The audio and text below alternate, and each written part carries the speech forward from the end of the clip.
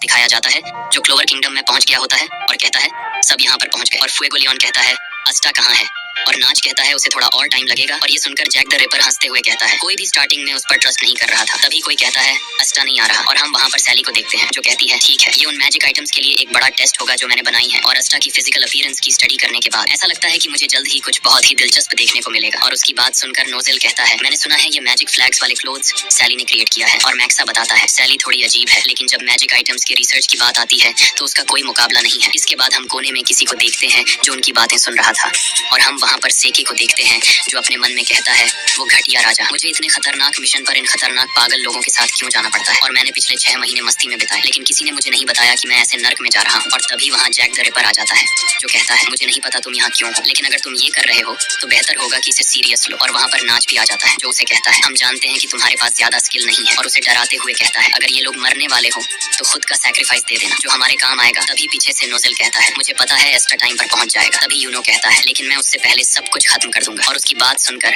Jack the ripper हंसते हुए कहता है ये तुम नहीं करोगे, ये काम मैं अपने हाथों से करूंगा। और नोजेल कहता है ये काम तुम भी नहीं करोगे। और नाच अपना स्पेल शैडो कॉरिडोर पढ़ता है और वहाँ पर एक मैजिक डोर ओपन हो जाता है, और नोजेल अपनी बात को कंटिन्यू करते हुए कहता है वो हम सभी होंगे।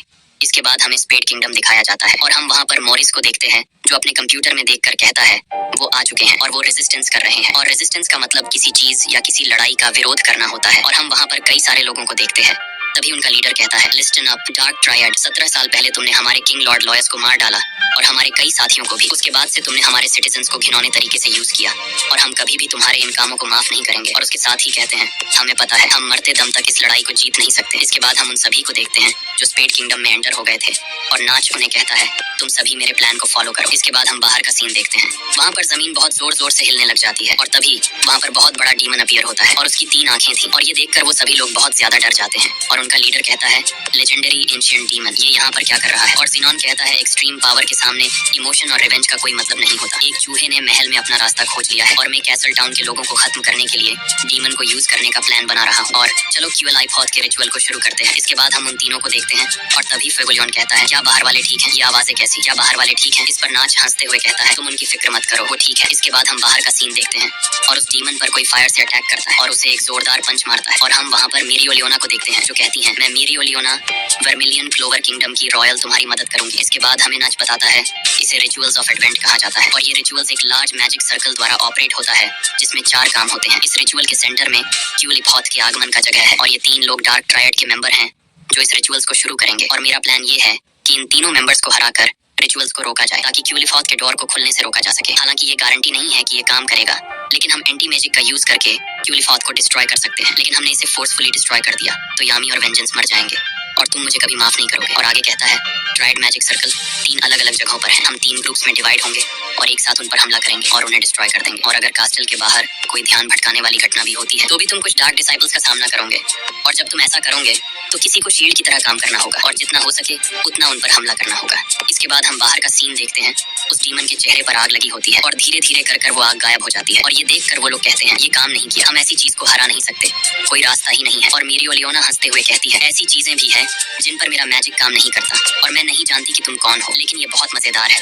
और कहती है flame magic hello fire incarnate, और उसके चारों तरफ पर फायर इकट्ठी हो जाती है। और अपनी बात को कंटिन्यू करते हुए कहती है मैं एक लेजेंड को हराऊंगी। और ये देखकर उनका लीडर कहता है कितना अमेजिंग मैजिक है, ऐसा लग रहा है कि उसकी बॉडी पूरी तरह मैना बन गई हो। इसके बाद वो डीमन अपने हाथ से अटैक करता है, लेकिन मीरियोलियोना उसे डॉज करते हुए उसके हाथ के ऊपर चढ़ जाती है और उसके नीचे से एक जोरदार पंच दे मरती है। लेकिन इस अटैक का उस मॉन्स्टर पर ज्यादा असर नहीं होता और मीरियोलियोना को पकड़ने वाला होता है। लेकिन तभी उसकी बॉडी से ब्लू मैना बाहर निकलता है और कहती है माना जोन फुल रिलीज कैलिडोस ब्राचियम परगेटोरी अबिस, और उसे अपने माना से जलाने लग जाती है और कहती है फिर से हमेशा के लिए सो जाओ।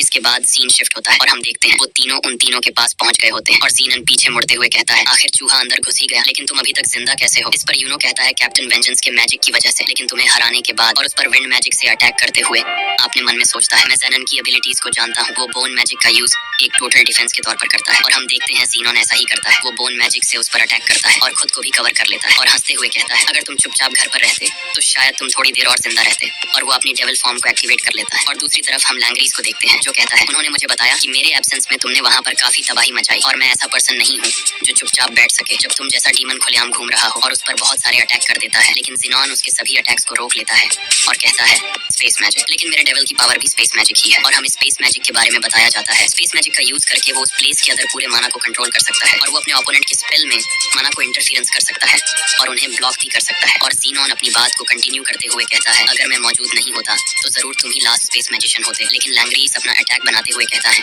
काफी टाइम हो गया है किसी से मिले हुए जिसने मुझसे इस तरह बात की हो। और उस पर स्पेशल मैजिक आर्कएंजल डिस्ट्रक्शन से उस पर अटैक कर देता है।